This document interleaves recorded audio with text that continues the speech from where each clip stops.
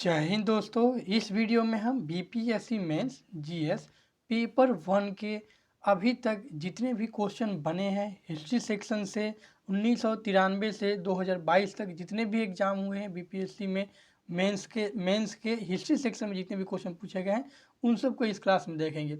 इस क्लास का उद्देश्य ये है कि आप बीपीएससी मेंस के हिस्ट्री सेक्शन में पूछे गए क्वेश्चंस को देखते हुए आप उसका एनालिसिस करते हुए आप अपनी तैयारी प्रिपरेशन करके आगे बढ़ सकते हैं। जैसा कि आप सभी जानते हैं बीपीएससी मेंस में जीएस के 2 पेपर होते हैं, पेपर 1 और पेपर 2। ये दोनों पेपर में कहाँ से कितने क्वेश्चन अभी तक बीपीएससी द्वारा पूछे गए 1993 से 2022 तक का ये अपडेटेड है, ध्यान रखिएगा। ये चैप्टर वाइज डिवाइड है, तो किस चैप्टर से कौन कौन से क्वेश्चन पूछे गए हम सबको देखेंगे। जैसा कि आप सभी जानते हैं बीपीएससी का मेंस में जीएस का 2 पेपर होता है, पेपर 1 और पेपर 2। और पेपर 1 और पेपर 2 आगे या 3 भागों में डिवाइड है। जैसे पेपर 1 का आपको 3 खंड दिख रहा होगा, आधुनिक भारत के इतिहास एवं भारतीय संस्कृति। दूसरा खंड है राष्ट्रीय तथा अंतर्राष्ट्रीय महत्व के घटनाक्रम और इंटरनेशनल रिलेशन। तीसरा है सांख्यिकी विश्लेषण आरेखन और चित्र मतलब डीआई। उसमें पेपर 2 का आप 3 खंड देखिएगा, तो इसका पहला खंड है भारतीय राज्य व्यवस्था, दूसरा खंड है अर्थव्यवस्था और भूगोल, तीसरा खंड है भारत के विकास में विज्ञान और प्रौद्योगिकी भूमिका। तो ये 3 खंड हो गए पेपर 1 के, और पेपर 2 के 3 खंड हो गए। ठीक है, तो इस क्लास में हम पेपर 1 का जो भारत का आधुनिक इतिहास एवं भारतीय संस्कृति है इसके सभी टॉपिक्स जैसे कि कला एवं संस्कृति, जिसमें पाल कला है, पटना कलम कला है, मधुबनी चित्रकला है, उसका जनजातीय विद्रोह जहाँ से 2 क्वेश्चन बनता है, संथाल विद्रोह और बिरसा मुंडा, स्वतंत्रता संग्राम से बहुत सारे क्वेश्चन बनते हैं, शिक्षा एवं पाश्चात्य शिक्षा से भी क्वेश्चन पूछे गए हैं पिछले। तो ये सभी क्वेश्चंस हम इसमें डिस्कस नहीं करेंगे, बल्कि आपको सिर्फ क्वेश्चन हम दिखाएंगे ताकि आप इन क्वेश्चन का एनालिसिस करके आप देख सकते हैं कि कौन सा क्वेश्चन कब रिपीटेड है, कौन सा क्वेश्चन कितनी बार पूछा गया है और क्वेश्चन की प्रकृति कैसी होती है इसमें। तो ये सब जानकारी के लिए ये वीडियो मैंने आपको बनाया हुआ है ताकि आप सभी क्वेश्चन देख करके अपनी तैयारी को और बेटर कर सकें। तो चलिए इस क्लास में हम हिस्ट्री सेक्शन से जो पहला पेपर 1 का पार्ट 1 है, ध्यान देखिए आप, पेपर 1 में 3 खंड है पहला, तो उसी का हम भारत का आधुनिक इतिहास एवं भारतीय संस्कृति का जितने क्वेश्चन अभी तक बने हैं 1993 से अभी तक उन सबको इस वीडियो में देखेंगे। तो दोस्तों अब हम चलते हैं मेन मुद्दे पर, जो हमारा बीपीएससी मुख्य परीक्षा का जो पेपर 1 है उसका सेक्शन 1 भारत का आधुनिक इतिहास में भारतीय संस्कृति से 1993 से अभी तक जितने भी क्वेश्चन पूछे गए हैं तो उन सबको हम इसमें बताने वाले हैं। जिसमें पहला है हमारा कला एवं संस्कृति। चलिए कला एवं संस्कृति से अभी तक क्वेश्चन जो बने हैं उनको देख लेते हैं। पहला क्वेश्चन इसमें यह है कि पटना कलम चित्रकला की मुख्य विशेषताओं को स्पष्ट कीजिए। ये 66वीं बीपीएससी 2021 का क्वेश्चन है। पाल कला तथा भवन निर्माण कला की विशेषताओं को स्पष्ट कीजिए तथा बौद्ध धर्म के साथ उनके संबंध पर भी प्रकाश डालिए। ये 65वीं बीपीएससी का। देखिए 65वीं में क्या पूछा है, पाल कला पूछा है, 66वीं में पूछा है पटना कलम। वैसे यहाँ पर अगर 64वीं में देखिएगा तो मौर्य कला पूछा है। तो मौर्य कला तथा भवन निर्माण कला की विशेषताओं को स्पष्ट कीजिए तथा बौद्ध धर्म के साथ उनके संबंध पर भी प्रकाश डालिए। ये 64वीं का है। वैसे अगर आप 63वीं में देखिएगा तो 63वीं में फिर से क्या पूछा है, पटना कलम। तो देखिए पटना कलम रिपीट हुआ कि नहीं, 66वीं में पटना कलम, फिर 63वीं में पटना कलम पूछा था। इसने पूछा है कि पटना कलम चित्रकला शैली की मुख्य विशेषताओं का परीक्षण कीजिए। मतलब सेम क्वेश्चन 63वीं में वही क्वेश्चन 66वीं 2021 में रिपीट कर दिया है। देखिए यहाँ 2019 में जो क्वेश्चन पूछा 2021 में उसी को रिपीट कर दिया है। फिर आप अगर चलते हैं 63वीं में, तो 63वीं तो हमने देख ही लिया। फिर अगर आप 60वीं से 62वीं में आते हैं बीपीएससी के, तो इसमें पूछता है कि मौर्य कला पर प्रकाश डालिए तथा बिहार में इसके प्रभाव का विश्लेषण कीजिए। तो देखिए मौर्य कला फिर आपको 60वीं से 62वीं 2018 में पूछा है, और फिर कब पूछा है तो ये 64वीं बीपीएससी 2019 में भी पूछा है। तो ये फिर 18 वाला क्वेश्चन 19 में रिपीट हो गया है। देखिए तो ये कंजिक्यूटिवली हो गया कि 18 में क्वेश्चन जो पूछा फिर 19 में भी उसको पूछ दिया है। उसके बाद अगर आप बढ़िएगा तो देखिए फिर पटना कलम चित्रकारी आ गया।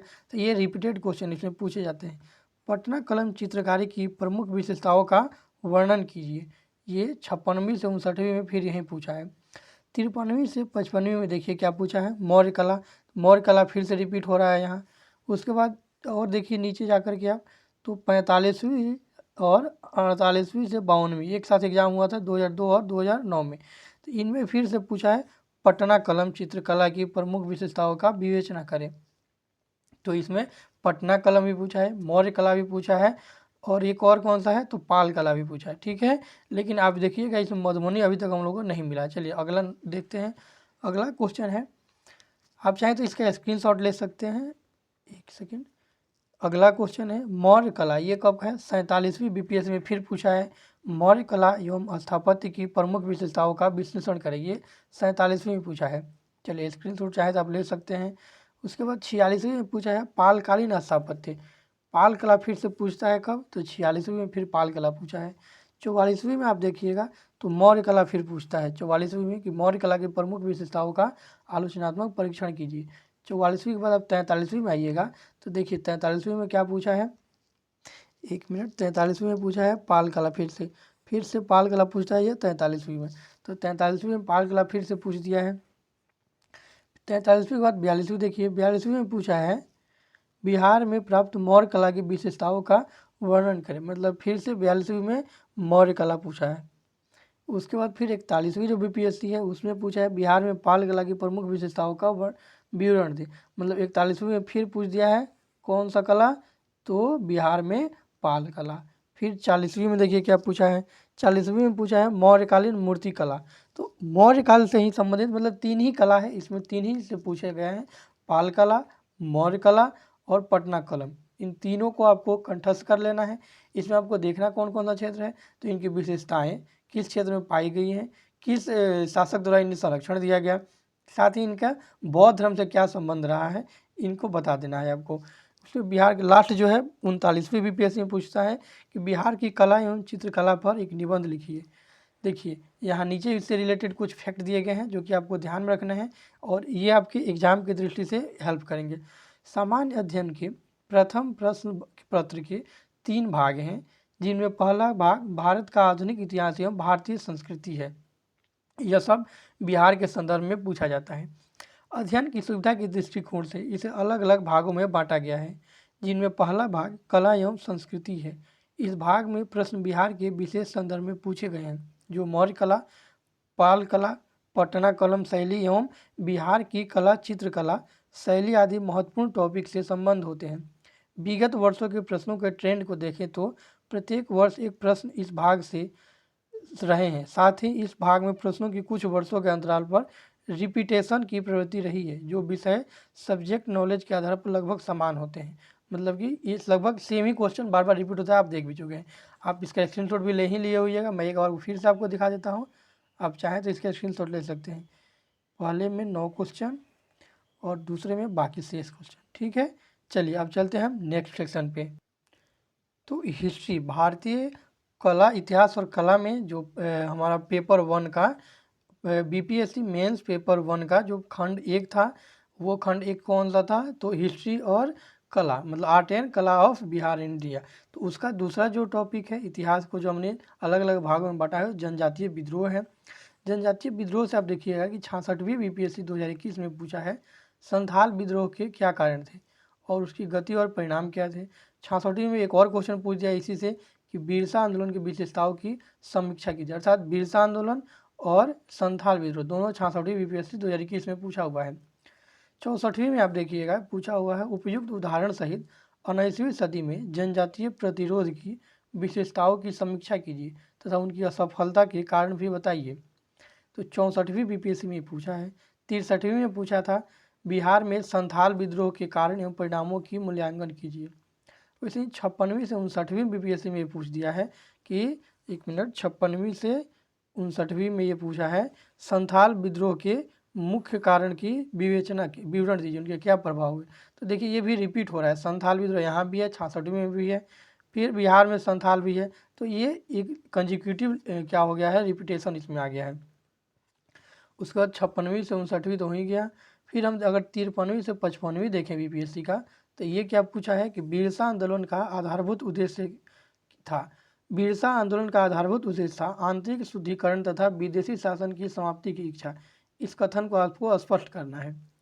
वैसे ही 48वीं बीपीएससी से 48वीं से 52वीं 2009 में पूछा है, बिहार में संथाल विद्रोह 1855-56 के कारण एवं परिणाम की विवेचना करें। ये 48वीं 52वीं में पूछा है।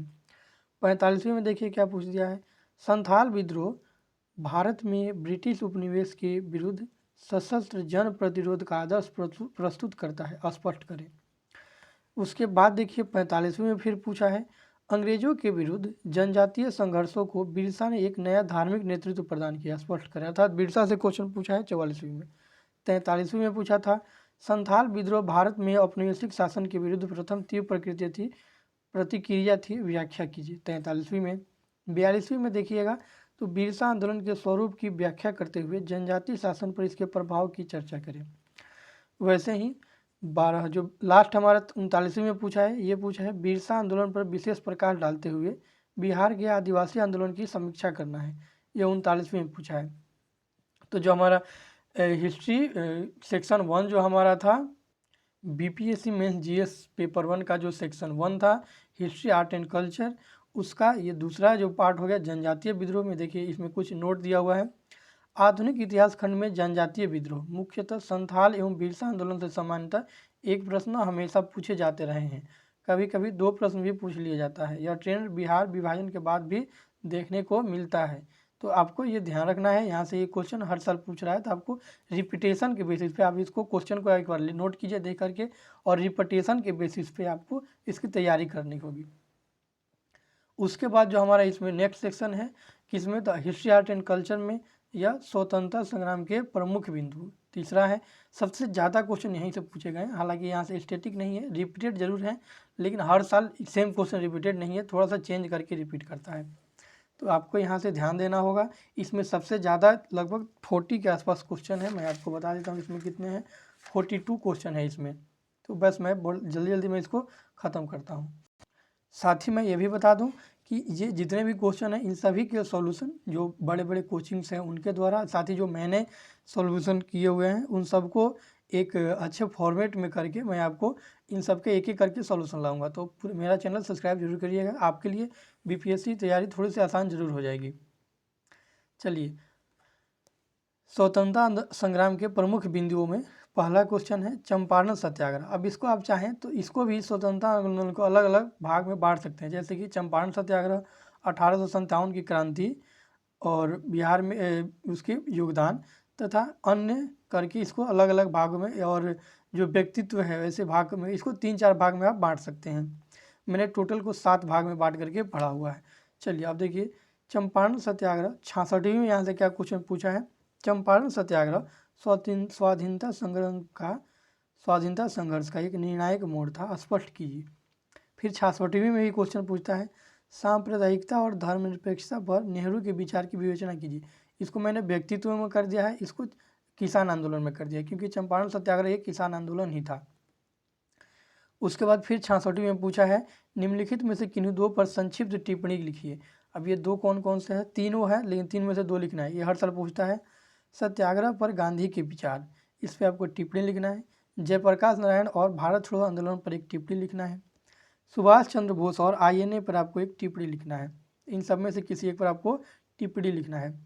उसके बाद 65वीं में पूछा था 1857 के विद्रोह के क्या कारण थे, बिहार में उसका क्या प्रभाव था। तो तीसरा सेक्शन आ गया, देखिए ये व्यक्तित्व वाला सेक्शन हो गया, ये हो गया आपका किसान आंदोलन, और ये फिर हो गया 1857 और स्वतंत्रता संग्राम। तो आपको चाहें तो इन तीनों को अलग अलग पार्ट में बांट करके फिर उसको एक अलग अलग टॉपिक कर सकते हैं। फिर अब 65वीं में ही देखिएगा, 65वीं में पूछा है व्यक्तित्व से स्वामी सहजानंद सरस्वती और किसान सभा आंदोलन पर एक टिप्पणी लिखिए, ये 65वीं में पूछा होगा। फिर आप 65वीं में एक और देखिएगा, राम मनोहर लोहिया और जयप्रकाश नारायण के सामाजिक और आर्थिक चिंतन की व्याख्या कीजिए। 65वीं में एक और क्वेश्चन है निम्नलिखित में से किन्हीं 2 पर संक्षिप्त टिप्पणी लिखिए। फिर से देखिए 3 क्वेश्चन वहाँ और 3 क्वेश्चन यहाँ 65वीं में, मतलब कि ये रिपीटेशन जैसा है। डॉक्टर राजेंद्र प्रसाद और राष्ट्रीय आंदोलन, जाति और धर्म पर गांधी जी के विचार, बिहार और दलित आंदोलन। एक चीज़ और मैं बता दूं, इस जो सेक्शन है व्यक्तित्व वाला, इसके लिए आपको अलग अलग बुक पढ़ना होता है। जैसे कि व्यक्तित्व के लिए गांधी, नेहरू और टैगोर स्पेक्ट्रम की बुक है, वैसे ही सहजानंद आंदोलन के लिए स्पेक्ट्रम से आपको हो जाएगा। वैसे ही चंपारण जो सत्याग्रह था इसके लिए भी आपको स्पेक्ट्रम और साथ में साथ आपको एनसीईआरटी फॉलो करना है। साथ ही जो जनजातीय आंदोलन है उसके लिए भी आप अलग अलग बुक फॉलो कर सकते हैं।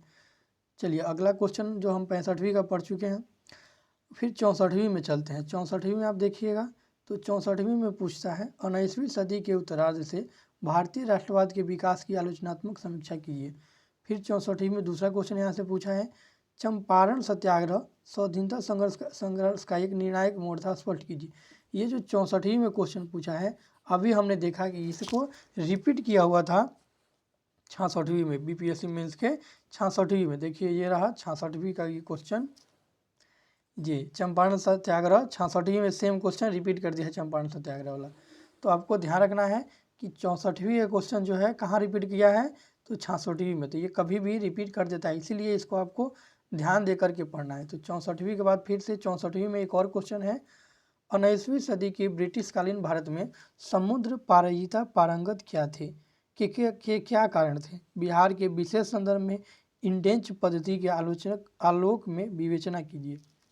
64वीं में फिर क्वेश्चन पूछा है निम्नलिखित में से किन्हीं दो पर संक्षिप्त नोट लिखे। मजदूर वर्ग और राष्ट्रीय आंदोलन, जाति और धार्मिक पहचान पर 1881 की जनगणना का प्रभाव, नेहरू और धर्मनिरपेक्षता। चलिए 64वीं के बाद आता है हमारा 63वीं। 63वीं में क्वेश्चन पूछता है कि गांधी जी के सामाजिक एवं सांस्कृतिक विचारों की महत्ता का वर्णन कीजिए। फिर 63वीं में दूसरा क्वेश्चन पूछता है 1857 के विद्रोह में बिहार के योगदान की चर्चा कीजिए। 63वीं में एक और क्वेश्चन पूछा है बिहार में चंपारण सत्याग्रह के कारण एवं परिणामों की वर्णन कीजिए। चंपारण सत्याग्रह फिर 63वीं में भी पूछा हुआ, 63वीं 64वीं और 66वीं। उसके बाद है 60वीं से 62वीं, इसमें पूछा है 1942 के भारत छोड़ो आंदोलन के दौरान बिहार में जन भागीदारी का वर्णन करें। तो ध्यान देना है यह 42 का जो भारत छोड़ो आंदोलन था इसको भारत से शुरू करके आपको बिहार में लाना है कि बिहार में यह कहाँ गया और आपको आज़ाद दस्ता तक इसको ले आकर पहुँचाना है। उसी 60वीं से 62वीं में एक और यहाँ से क्वेश्चन पूछा है कि गांधी की रहस्यात्मक में मौलिक विचारों का दांव पेचों की सहज प्रवृत्ति और लोक चेतना में अनोखी पैठ के साथ अनोखा मेल शामिल है, इसकी व्याख्या करना है आपको। उसके बाद फिर 60वीं से 62वीं में एक और क्वेश्चन पूछा है कि बंगाल साहित्य तथा संगीत में रविंद्रनाथ टैगोर के योगदान का मूल्यांकन कीजिए। 60वीं से 62वीं में नेक्स्ट क्वेश्चन एक और पूछा है कि जवाहरलाल नेहरू की विदेश नीति की प्रमुख लक्षणों का परीक्षण करें। 56वीं से फिर 59वीं में एक और क्वेश्चन पूछा है कि बिहार के विशेष संदर्भ में 1857 की क्रांति के महत्व की आलोचनात्मक विवेचना कीजिए। फिर अगला 56वीं से 59वीं में क्वेश्चन पूछा है कि किसान विद्रोह के लिए चंपारण सत्याग्रह का महत्व स्पष्ट कीजिए। फिर 56 से 59 में आप एक और क्वेश्चन देख सकते हैं कि राष्ट्रवाद को परिभाषित कीजिए, रविन्द्रनाथ टैगोर ने इसे किस प्रकार परिभाषित किया। तो उनके भी पॉइंट ऑफ व्यू से आपको इसको परिभाषित करना है। फिर अगला 56वीं से 59वीं में आप देख सकते हैं आधुनिक भारत के निर्माण में नेहरू की भूमिका की समीक्षा कीजिए। फिर 53वीं से 55वीं में क्वेश्चन पूछता है कि 1857 की क्रांति में कुंवर सिंह के योगदान का आलोचनात्मक परीक्षण कीजिए। उसके बाद आप देखिएगा 53वीं से 55वीं में एक और क्वेश्चन यहाँ से है 1940 से 41 के व्यक्तिगत सत्याग्रह में बिहार के योगदान का वर्णन कीजिए। अर्थात व्यक्तिगत सत्याग्रह जो हुआ था इसमें बिहार के योगदान पूछा हुआ है। फिर आप देखिएगा 48वीं से 52वीं में पूछा है कि 1942 के भारत छोड़ो आंदोलन में बिहार के योगदान का वर्णन करें। अर्थात 1942 में जो भारत छोड़ो आंदोलन हुआ था इसमें बिहार का क्या योगदान था। ये ऊपर भी हमको क्वेश्चन मिला हुआ था और फिर यहाँ से रिपीटेशन है कि भारत छोड़ो आंदोलन वाला कि आपको रिपीटेशन क्वेश्चन है। तो ये वीडियो का मेन मकसद यही है कि आप क्वेश्चन को देख करके इनकी नेचर और पूछने की प्रकृति को देखते हुए अपनी तैयारी को द बेस्ट करें। फिर अगला क्वेश्चन पूछा है 48 से 52वीं में कि रविन्द्रनाथ टैगोर के सामाजिक और सांस्कृतिक विचारों की महत्ता का वर्णन कीजिए। तो जो एंशियंट टाइम है मतलब बहुत पहले जब जाइएगा तो 48 से 55वीं 56वीं तक तो इधर रविन्द्रनाथ टैगोर को बहुत पूछा है, लेकिन उसके बाद जो है गांधी नेहरू टैगोर को ही आपको पढ़ना है। तो टैगोर ये जो बुक है आपको स्पेक्ट्रम की वहाँ से गांधी नेहरू टैगोर पढ़ लेना है। तो ध्यान रखिएगा मोटा वाला स्पेक्ट्रम नहीं, उसके लिए एक स्पेशल बुक ही आता है। आप बुक सेलर से बोलिएगा कि हमको स्पेक्ट्रम का गांधी नेहरू टैगोर दीजिए। बिहार में 1857 के विद्रोह के उद्भव के कारणों की विवेचना करें। तथा उसकी असफलता का उल्लेख करें। ये 47वीं का पूछा हुआ क्वेश्चन है। उसके बाद 47वीं में आप फिर देखिएगा, बीपीएससी ये 2007 में पूछता है, क्या आप इस बात से सहमत है कि चंपारण सत्याग्रह भारत के स्वतंत्रता संग्राम के इतिहास में एक परिवर्तनीय बिंदु था। ये फिर से वही रिपीटेशन क्वेश्चन, लेकिन थोड़ा सा इसका भाषा चेंज कर दिया है। उसके बाद देखिए, बिहार के जन आंदोलन में गांधी की भूमिका का विश्लेषण कीजिए। 46वीं में पूछा है। 45वीं में पूछा हुआ है कि सविनय अवज्ञा आंदोलन में बिहार के विभिन्न सामाजिक वर्गों की भूमिका का मूल्यांकन करें। फिर आप देखिएगा कि 44वीं में पूछता है कि बिहार के विशेष संदर्भ में भारत छोड़ो आंदोलन के स्वरूप और विस्तार का विश्लेषण करें। उसके बाद आप देखिएगा कि 43वीं में पूछता है कि 1857 के विद्रोह में कुंवर सिंह की भूमिका का उल्लेख करें। उसके बाद देखिएगा 43वीं में भी फिर से पूछा है कि स्वामी सहजानंद के विशेष संदर्भ में बिहार में हुए कृषक आंदोलन पर आलोचनात्मक टिप्पणी लिखें। फिर 42वीं में क्वेश्चन पूछता है, स्वतंत्रता संग्राम के इतिहास में चंपारण सत्याग्रह एक प्रमुख घटना थी, इसका आपको स्पष्ट करना है। फिर से रिपीट, यही क्वेश्चन आगे रिपीट किया हुआ है, तो ध्यान रखिएगा। मैं डाउनवर्ड चल रहा हूँ, मतलब 66वीं से अब नीचे जा रहे हैं हम लोग, तो 42 तक पहुँचे हुए हैं। इस निष्कर्ष का निवारण कठिन है कि 1857 का कथित प्रथम राष्ट्रीय संग्राम न तो प्रथम है, न राष्ट्रीय और न ही स्वतंत्रता संग्राम थी। इसकी समीक्षा करना है। यह 41वीं बीपीएससी का क्वेश्चन है और ये आरसी मजुमदार का कथन है। इनका कथन था कि प्रथम जो स्वतंत्रता संग्राम है 1857 का, यह न तो राष्ट्रीय संग्राम था, न प्रथम था, न ही स्वतंत्रता संग्राम था। क्योंकि इनका पॉइंट ऑफ व्यू था कि इसमें लोग एकमत नहीं थे, लोग अपनी अपनी स्वार्थ के लिए लड़ रहे थे। जैसे सभी जिम्मेदार लड़ रहे थे अपने लिए, सैनिक लड़ रहे थे अपने लिए, तो इनका ये पॉइंट ऑफ व्यू था। तो ये आपको दोनों का पॉइंट ऑफ व्यू रखते हुए, जबकि इसमें जो बीडी सावरकर था उन्होंने इसको प्रथम स्वतंत्रता संग्राम कहा था, तो ये थोड़ा सा कंट्राडिक्शन वाला पॉइंट है। तो आपको इसको एक्सटेंड न लेते हुए दोनों के पॉइंट ऑफ व्यू से आपको समझा देना है। बिहार में भारत छोड़ो आंदोलन के प्रभाव की विवेचना करें। तो बिहार में ये 41वीं में पूछा है। फिर से 41वीं में आप देखिएगा, तो वर्ण एवं जाति व्यवस्था पर गांधी के विचारों का आलोचनात्मक मूल्यांकन करें। अस्पृश्यता के विरुद्ध उनके सक्रियतावाद से आप क्या सक्रियतावाद से क्या वे संगत थे। फिर 40वीं में पूछा है, भारत छोड़ो आंदोलन में बिहार में आज़ाद दस्तक की क्या भूमिका थी। फिर आप 40वीं में फिर से देखिएगा, तो बंगाल विभाजन ने भारत के स्वतंत्रता संग्राम की दिशा को किस प्रकार प्रभावित किया, विवेचना करें। तो ये बंगाल विभाजन से एकमात्र क्वेश्चन अभी तक मिला। उसके बाद 40वीं में आप देखिएगा, स्वदेशी पर जोर देकर गांधी जी कौन सा संदेश देना चाहते थे। 39वीं में पूछा है कि भारतीय राष्ट्रीय आंदोलन में रविन्द्रनाथ टैगोर की भूमिका का वर्णन कीजिए, यह कांग्रेस से किस प्रकार भिन्न थी। 39वीं में आप देखिएगा, बिहार में किसान आंदोलन का सामान्य वर्णन करते हुए चंपारण आंदोलन में विशेषतः गांधी जी के हस्तक्षेप का वर्णन करें। तो ये 39वीं में ये क्वेश्चन पूछा था। यहाँ से एक इम्पोर्टेंट नोट है, ये आपको सबसे इम्पोर्टेंट है, ये ध्यान रखना है कि आपको तैयारी कैसे करना है, ये नोट दिया गया है। आधुनिक इतिहास खंड में स्वतंत्रता संग्राम के प्रमुख बिंदु से हाल के वर्षों में पूछे गए प्रश्नों की प्रकृति में बदलाव आया है। अब पूछे जाने वाले प्रश्नों में स्वतंत्रता संग्राम के नायकों का दायरा बढ़ गया है।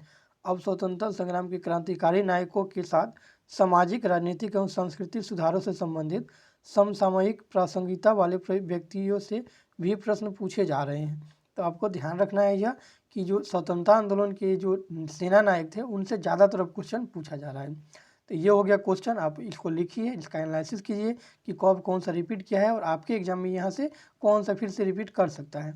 तो इसमें अब हम नेक्स्ट जो हमारा लास्ट सेक्शन है वो एजुकेशन वाला है कि एजुकेशन बिहार में पाश्चात्य शिक्षा का प्रसार और पश्चिमी शिक्षा का प्रसार से जो क्वेश्चन पूछता है वो देख लीजिए। तो हिस्ट्री, आर्ट एंड कल्चर में ये हमारा लास्ट सेक्शन है जहाँ से क्वेश्चन बनता है, तो देख लीजिए इसको भी। पहला इसमें क्वेश्चन है जो 65वीं में पूछा है, 66वीं में यहाँ से क्वेश्चन नहीं पूछा था, तो 67वीं में यहाँ से क्वेश्चन पक्का बनेगा। 1858 से 1914 के दौरान बिहार में पाश्चात्य शिक्षा के प्रसार का वर्णन कीजिए, यह 65वीं में पूछा हुआ है। फिर 63वीं में यहाँ से क्वेश्चन पूछता है कि बिहार में 1857 से 1947 तक पाश्चात्य शिक्षा के विकास की विवेचना कीजिए, यह 63वीं में पूछा हुआ क्वेश्चन है।